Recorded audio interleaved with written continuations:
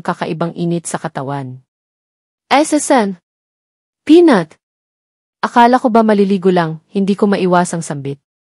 Wala akong nakuhang sagot sa kanya, bagkos pinasandal niya ako sa kanyang dibdib at mabilis na hinuli ang labi ko. Mapusok ako nitong hinalikan.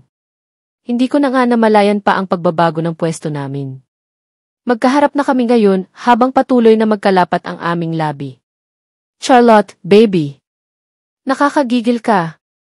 Bulong pa nito sa akin habang dahan na dumausdos ang halik niya papunta sa legs ako. Hinayaan ko na lang siya dahil sarap na sarap din naman ako sa kanyang ginagawa hanggang sa dumako ang labi niya sa dibdib ko. Para na naman itong uhaw na sanggol habang sinipsip niya ng salitan ang dalawa kong pasas na ping. Teka lang, akala ko ba maliligo tayo, hindi ko maiwasang bulong sa kanya. Sobrang nag-iinit na din kasi talaga ang katawan ko ngayon. Gusto ko nang tapusin ang paliligo namin para muli kaming makabalik ng kama. Okay, leave it to me. Ako ang magpapaligo sa iyo, paos ang boses na sagot nito. Dahan-dahan akong iniangat sa bathtub at tinapat sa shower. Hinayaan ko na lang siya nang umpisahan niyang shampoohin ang buhok ko at sabunin ang buo kong katawan. Sa bawat hagod ng kamad niya sa katawan ko habang sinasabon niya ako, hindi ko maiwasan na makaramdam ng iba yung init sa buo kong pagkatao. Hubot-hubad ako samantalang si Penaut tanging naka-short ito at puting t-shirt ang suot niya. Bumabakat ang maskulado niyang dibdib at ang kanyang anaconda. Maliligo ka din, di ba? Bakit ayaw mo pang hubarin ang mga saplot mo? Tanong ko sa kanya at ako na mismo ang humawak sa lailayan ng kanyang shirt habang hindi inaalis ang pagkakatitig sa mga mata nito. Isang matamis na ngiti ang naging hudyat niya para itaas ko ang kanyang shirt para tuluyang mahubad. Kaagad kong kinuha ang sabon sa kanyang kamay at inihagod ko iyon sa kanyang dibdib. Para itong naistatwa na hindi makakilos. Ikaw ang magpapaligo sa akin. Kaya mo ba, taong nito? Isang tipid na ngiti ang naging sagot ko sa kanya at nag-concentrate sa pagsabon sa kanyang dibdib pababa sa kanyang tiyan. Oh God! More baby!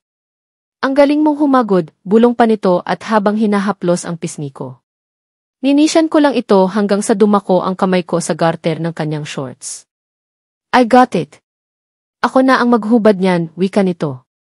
Kaagad akong umiling. Ako na. Ako nga ang magpapaligo sa iyo, diba, kaya hayaan mo na ako. Kunwari na iinis kong sagot. Isang malagkit na titig ang pinakawalan nito sa akin, kaya naman muli kong itinuon ang pansin ko sa suot niyang short. Mahigpit kong hinawakan ang garter noon at dahan-dahan na ibinaba. Muntik pa akong napatili ng kaagad na tumampad sa mga mata ko ang galit na galit niyang anaconda. Naglalabasan ang halos ugat nito sa sobrang tigas. Gaganito siya kalaki kanina, wala sa sariling tanong ko. Kaagad kong naramdaman ang paghawak ni Peanut sa kamay ko at ang pagya nito papunta sa kanyang anaconda. Hawakan mo! Gustong-gusto niyang hinahawakan, sagot nito hanggang sa sumayad ang kamay ko doon. Kahit pareho kaming nakababad sa tubig, ramdam ko ang init na nagmumula sa pagkalalaki nito. Sobrang tigas din at kailangan ko pang gumamit ng dalawang kamay para mahawakan ang buo iyon. Oh God! Haplusin mo, baby! Gustong-gusto niyang hinapalos, wika nito habang ramdam ko ang diin ng paglapirot nito sa isa kong pasas na pink.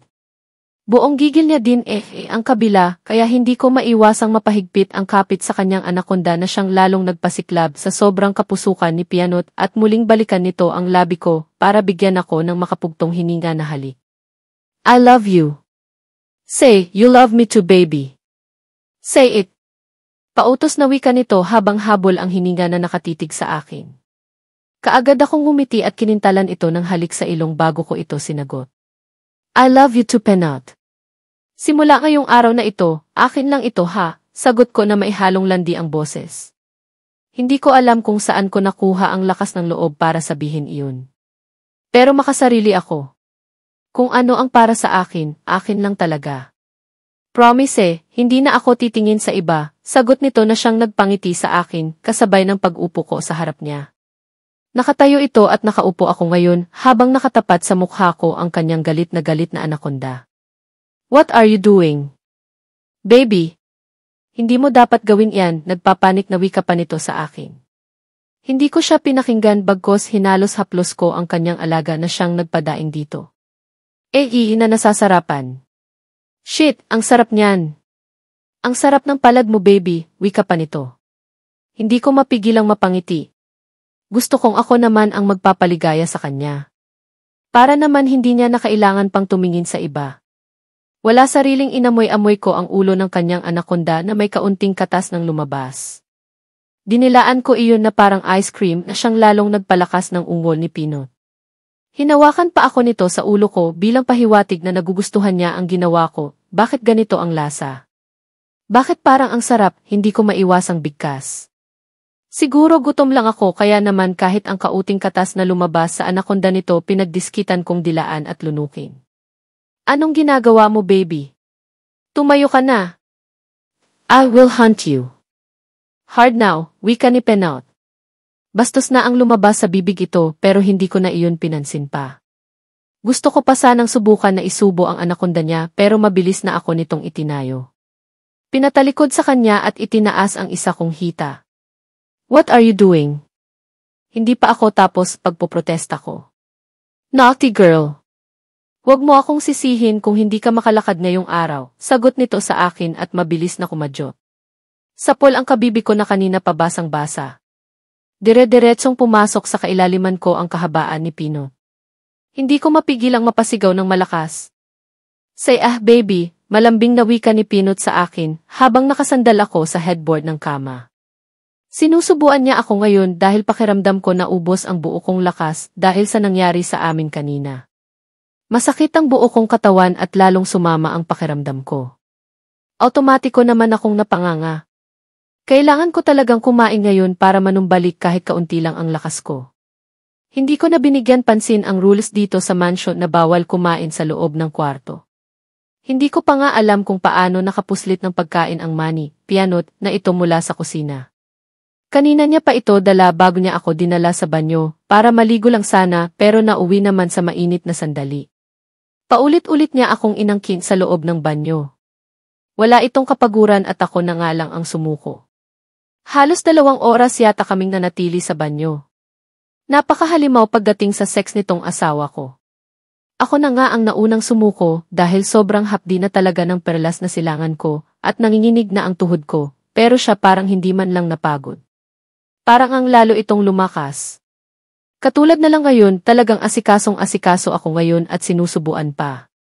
Isa pang inaalala ko ngayon ay ang hindi ako makatayo ng maayos. Talagang pati balakang ko napuruhan yata. Niayaw ko ngang magkikilos dahil sumasakit talaga. Hindi naman pwedeng ganito ako lalo na at nandito kami sa mansion. Nakakahiya sa lahat ng nakatira dito kapag malaman nilang hindi ako halos makatayo pagkatapos namin mag-sex ni Pinot. Teka lang, gugusto ko na sanang umuwi sa bahay. Mahinang wika ko kay Pinot pagkatapos kong lunukin lahat ng isinubo niyang pagkain. Nakangiti akong tinitigan nito. Well, uwi tayo. Kung ano ang gusto ng baby ko, susundin ko. Teka, kaya mo bang bumiyahe? Malambing na tanong naman ito. Kaagad naman akong tumango. Siyempre, kakayanin ko talaga. Baka magtaka sila grandma na hapon na hindi pa rin ako lumalabas ng kwarto. Naman! Kaya ko, sagot ko sabay iwas ng tingin dito.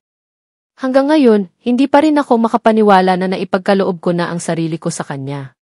Hindi lang isang beses kundi makailang ulit pa. Kinain ko din ang pangako ko sa sarili ko na hindi ako mahulog sa kanya. Heist, magtiwala na lang talaga ako ngayon sa instinct ko. Panghahawakan ko na lang ang pangako niya na hindi na siya titingin sa ibang babae. Good! Much better kung nasa bahay ka natin, baby.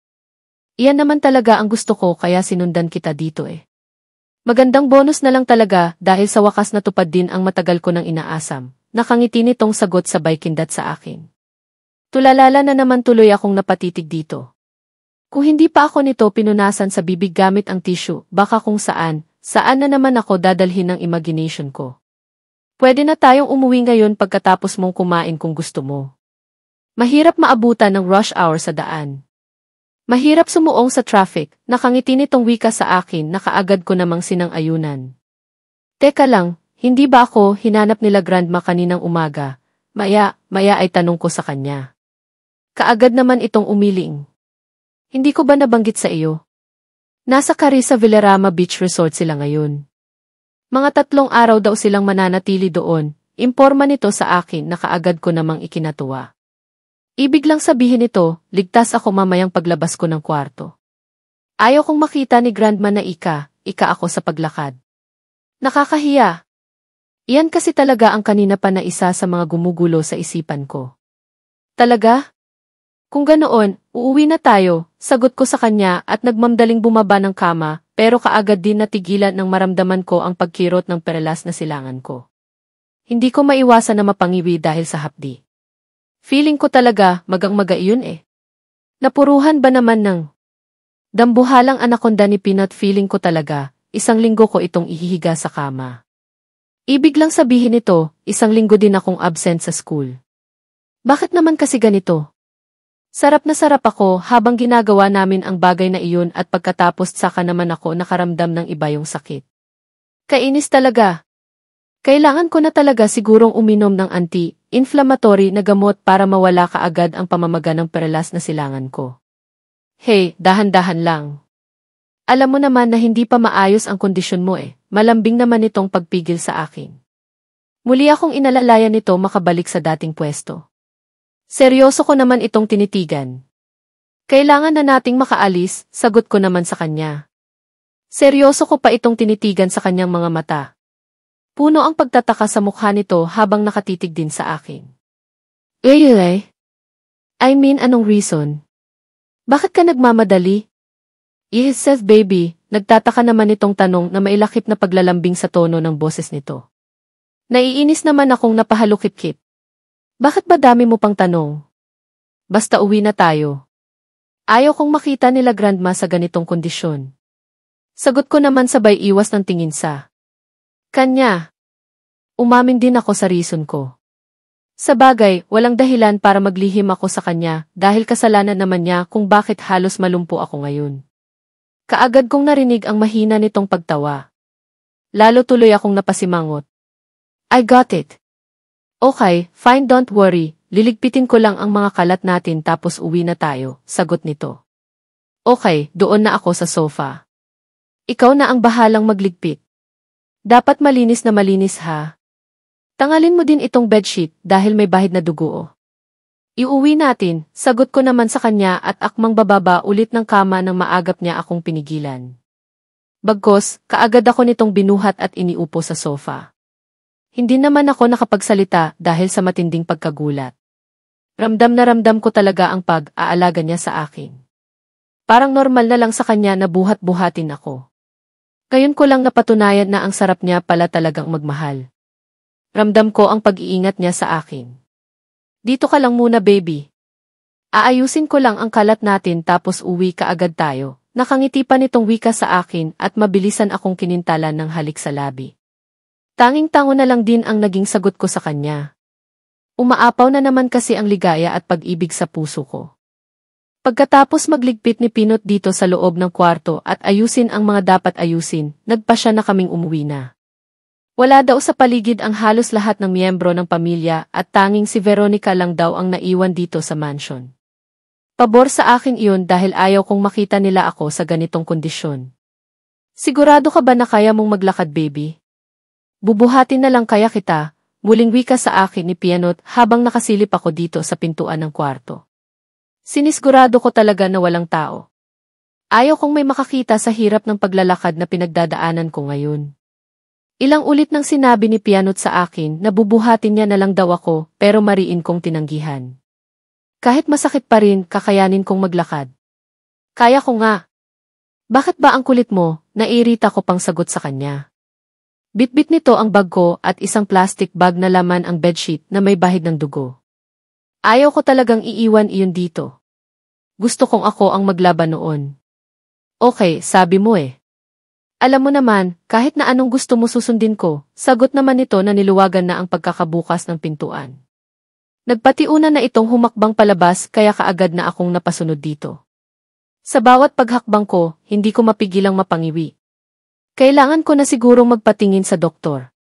Mukhang hindi lang pamamaga ang natamo ko. Parang may sugat na din eh. Mas pahirapan pa talaga ang paghakbang sa hagdan.